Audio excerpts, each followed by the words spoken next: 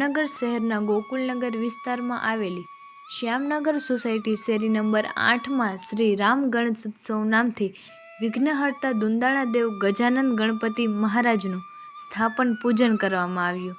હાલ ગણેશ મહોત્સવ ચાલી રહ્યો છે, ત્યારે જામનગર શહેરના વિવિધ વિસ્તારોમાં ગણપતિ દાદાના સ્થાપન કરી ધામધૂમપૂર્વક ઉજવણી કરવામાં આવતી હોય છે.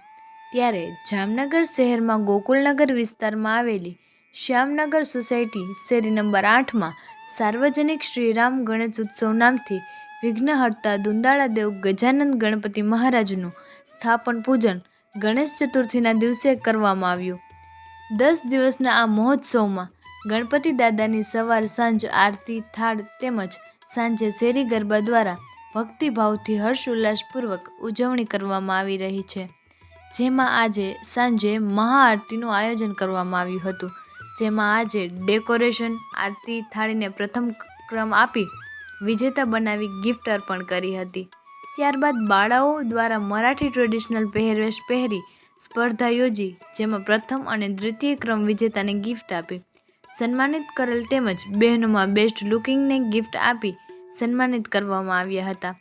ગણપતિ પંડાલમાં દરરોજ બહેનો દ્વારા સવાર સાંજ ધૂન કીર્તન બોલાય છે, ત્યારે સમગ્ર વાતાવરણ ભક્તિમય બની જાય છે.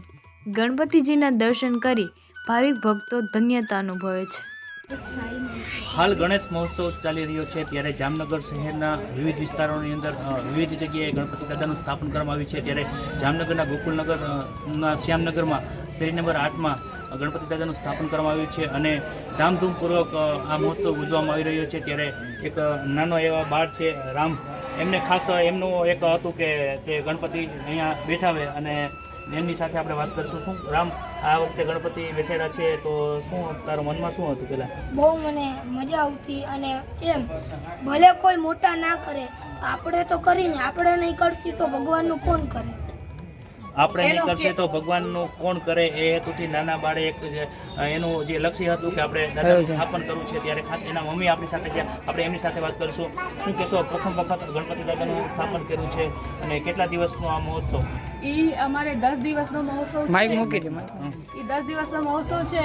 રામ મને આવીને 2-4 દિવસ પહેલા કીધું કે મને ગણપતિ શેરી અંદર જ બેસાડવું છે, મોટા ગણપતિ લાવવું છે, ટેન્ટ અંદર બેસાડવું છે. એના પપ્પાને એને બધું ના પાડી ગયા. એ કહે મમ્મી હું વાંધો મેં હું એને કીધું તારા મનમાં સારો રીતિનો ગણપતિ બેસાડવાની ઈચ્છા છે, હું તને ના નથી પાડતી. એને ડિમોટિવેટ કરી નાખું તો એ બીજા વર્ષ કે ક્યારેક મોટો થઈને સારું કામ કરવાની એ ટેવ ના થાય. તો હું એને કીધું રામ તું શરૂ કર, સરસ કામનો થાંભલો ગાળી દેવાનું, પછી ભગવાન પૂરો કરી નાખે. એ ગયો ફાળે લઈને બધું બહેનોને ભાઈઓને સંયોગ થયો, એ પછી બેસાડી દીધો. બધું કરવાની ટેવ ગણપતિ દાદાની ઈચ્છા, બધું સારો થયો ને સરસ થયો અને બધુંને સહયોગે મળી ગયો. ખાસ કરી અને ત્યારે આજે પંડાલ છે તેમની અંદર જે આયોજન કર્યું છે, ત્યારે ખાસ નિમિષાબેન આપણી સાથે ખાસ આ જે આયોજન છે તો કેટલા દિવસનું આયોજન હતું અને કઈ રીતના પૂજન અર્ચન હતું? 10 દિવસનું હતું બધું. અમે 10 દિવસ બેઠાડવાનું ડિસાઈડ કર્યું હતું. એના પછી આ ભાઈ લઈ ગયો તો અમને બધી જગ્યા કેટલી જગ્યાએ એવું થયું કે એને લોકોએ ડિમોટિવેટ કર્યું કે તું કામ આવું કામ કરે છે ને ખીજાડી દીધું. આ 2 દિવસ નો ગયો સેટ થઈ ગયો. પછી અમે છે ને એની સાથે હું એ ગઈ, મારી નાની બેન છે એ ગઈ કે હાલ આપણે દુકાન ઉપર લેતા આવે. 2-3 ત્યાં જ્વેલર્સ વાળા છે, એ લોકો એને બહુ સપોર્ટ કર્યું. રોડ ઉપર છે જ્વેલર્સ ને એ બધું. એના પછી અમે પપ્પા મારે 2-3 વખત લેવા ગયા. પહેલા બીજી મૂર્તિ લઈ આવ્યા હતા, પછી આ ગઈ મેં બધાઈને તો આ મૂર્તિ લઈ આવ્યા. પછી એનું અમે શનિવારે બેસાડ્યા હતા 7 તારીખે ગણેશ ચતુર્થીના દિવસે. અને દિવસ પછી અમે બધા પૂજા કરી. આ છોકરાએ જ બધા નાના જે છોકરા છે ને એ લોકો બધા બેસીને પૂજા ને એ બધું કર્યું તે દિવસે. ખાસ કરી અને આ જે આયોજન છે તો કેવી રીતના આટલા દિવસ પૂજન અર્ચન કેવી રીતના હતું અને કેવી રીતના પ્રસાદીને શું કાર્યક્રમો હતા? જો સવારે છે ને સવારે બધી લેડીઝો ને એ બધા 9 વાગે અમે આરતી કરે. એના પછી થાળ લગાવે ભગવાનને. થાળમાં બધાના ઘરેથી પ્રસાદ લઈ આવે, અમે મારા ઘરેથી લઈ આવે, બધા એના રીતે પ્રસાદ લઈ આવે. તૈયારી કરી દે કેટલી વખત બધા આવીને બધા હળી મળીને સાથે જ કરતા હોય. સૌના સાથ અને સહકારથી આ શ્યામનગર સોસાયટીમાં જે આયોજન કરવામાં આવ્યું છે ત્યારે સુંદર મજાનું આયોજન છે અને આ આયોજનની અંદર આજે મહાઆરતીનું આયોજન કરવામાં આવ્યું હતું અને જેમાં ટ્રેડિશનલ લુક તેમજ ભારતીય આર્ય નારી એમ બંને જે કોન્સેપ્ટ રાખવામાં આવ્યા હતા. જેમાં ટ્રેડિશનલ જે મરાઠી લુક છે તેમાં જે ફર્સ્ટ નંબર આવ્યો છે બેન, એમની સાથે આપણે વાત કરીશું કે બેન ખાસ કરી અને જે આપનો ટ્રેડિશનલ જે મરાઠી લુક છે એમાં આપનો ફર્સ્ટ નંબર આવ્યો છે, તો શું કહેશો? મારું નામ ધતુકિયા દર્શિતા છે. આજે હું શ્યામનગરમાં રહું છું, શેરી નંબર 8માં. અને આજે અમે પહેલા જ વર્ષ છે અમારો ગણપતિ બધા સોસાયટીવાળાએ આયોજન કરીને ગણપતિ દાદાને સ્થાપિત કર્યા હતા. અને એમાં આજે અમે મહાઆરતીનું આયોજન કર્યું હતું. અને એમાં અમે બધી લેડીઝ અને બધી છોકરીઓએ ટ્રેડિશનલ લુકમાં પહેર્યું હતું. અને એમાં મરાઠી સાડી પહેરીને મારો પહેલો નંબર આવ્યો છે અને હું ખુશ છું. ખાસ કરી અને જે રીતના જોયું કે હાલ જે મરાઠી ટ્રેડિશનલ લુક છે તેમાં ફર્સ્ટ અને સેકન્ડ નંબર એમાં આપવામાં આવ્યો છે, ત્યારે આપણી સાથે બેન છે. ખાસ આપણો જે ટ્રેડિશનલ લુકમાં સેકન્ડ નંબર છે મરાઠી લુકમાં, તો આપણે જે તૈયાર થયા છો?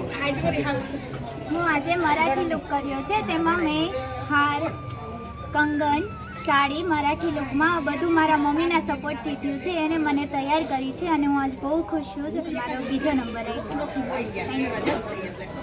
ખાસ કરી અને અન્ય બહેનો પણ છે આપણી સાથે, એ પણ ટ્રેડિશનલ લુકની અંદર છે, તો આપણે એની સાથે વાત કરીશું. શું કહેશો આપ જે રીતના તૈયાર થયા છો અને આજે આપણા વિસ્તારની અંદર જે આયોજન કર્યું છે એને લઈને શું કહેશો? અમે છે ને અહીંયા શેરીમાં ગણપતિ બાબા બેસાડ્યા છે અને અમે બધા હળી મળીને રોજ આરતી કરીએ, નવી ગેમો રમીએ, ગરબા રમીએ, બધું કરીએ, નવા પહેરવેશ, કપડાં ટ્રેડિશનલ એવું બધું કપડાં પહેરવેશ પહેરીએ, મજા આવે બહુ. ખાસ કરીને શ્યામનગર સોસાયટીની અંદર સૌના સાથ અને સહકારથી સંયુક્તમાં ગણપતિ દાદાનું સ્થાપન કર્યું છે અને અહીં રંગે ચુંગે જે આ કાર્યક્રમ છે તે યોજાતો હોય છે. One Gujarat digital media, Jamnagar.